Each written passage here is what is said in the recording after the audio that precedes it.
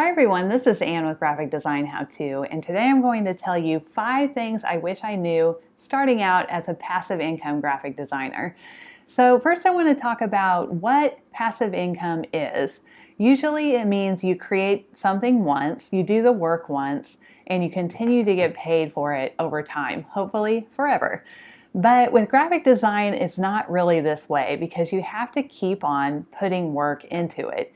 You have to keep uploading new work all the time so that your old work that's already on a website doesn't fall in the rankings. So that's not exactly passive income, but I think it's the best word for it. I think of a savings account as more a true version of passive income because you just put your money in there and then they give you interest and you don't have to do anything else as long as you keep your money in there. So it's a little bit different, but there are definitely some things I wish I knew before I started. So let's get into that now. Number 1. The first thing I wish I knew is that consistency is key. It helps your artwork get seen more, which will help you have more sales. And every site has a different algorithm that will help some products get ranked higher or lower based on a lot of different factors. But consistency, I think, is one of the ones that they focus on a lot. So what that means for you is you need to create something very consistently. So let's say you create a product every day and you upload every Wednesday. That is very consistent. You'll have 7 products and you'll upload on the same day every week. So let's say you can't upload that many, you can't create that many. So you do 1 product a week or 3 products a week. But I would choose the same day to upload them at least. So maybe a Thursday or whatever. Just pick something and stick with it. Number 2, SEO is everything. SEO means search engine optimization. And for you, that will mean creating titles, keywords, and descriptions that will help your product get found. So this is how websites are able to bring people in. People type a search phrase and your item will come up if you have the right SEO. So it is how you get found. It is the only way to get found other than just direct marketing. So make sure your SEO is on point. Number 3, don't worry too much about what other people, your friends, and other graphic designers think about what you're making. A lot of people don't understand why we make what we make. And they might not be the audience that would buy what you're creating. Just keep creating what you know your audience wants. So if they want little pictures of garden gnomes, give them garden gnomes. Number 4, a little money is better than no money at all. I make stock images and I put those stock images on about 10 different websites.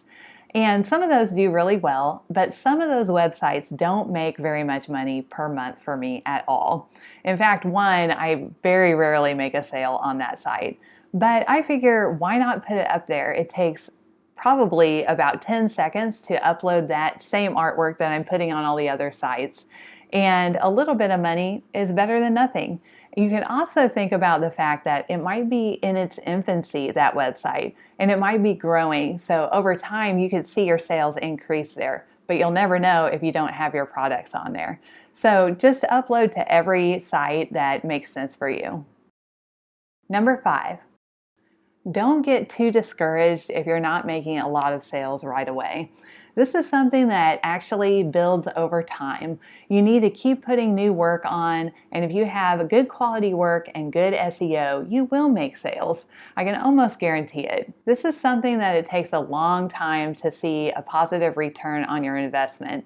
And by return on investment, I mean the number of hours and the amount of time it took to actually create all the artwork. It could be years, and that's okay. That is what passive income is all about. It takes time, you build and build and build, and finally, after a few years, you have enough work to actually start having a pretty nice income month over month. Bonus tip. Don't be afraid to start a new product line, even one that you have no experience with at all. Do a lot of research, find out as much as you can about that product, and then just jump in and create it because your customers will let you know what you're doing wrong. I have some experience with that. I create SVG files, and those are files for Cricut or Silhouette, and those are cutting machines. So these are die cut files. And when I started, I didn't even own a cutting machine, but I knew I wanted to create the files. I procrastinated for so long because I worried that I was selling something that I didn't know what I was doing. But my customers helped me out with that. They told me anytime I screwed up, and I was able to fix the files and get them good files. And I just wish I'd started sooner. So don't be afraid to start something new. It could end up being something really awesome. All right, that's my video for this week. If you liked it, please click on the like button.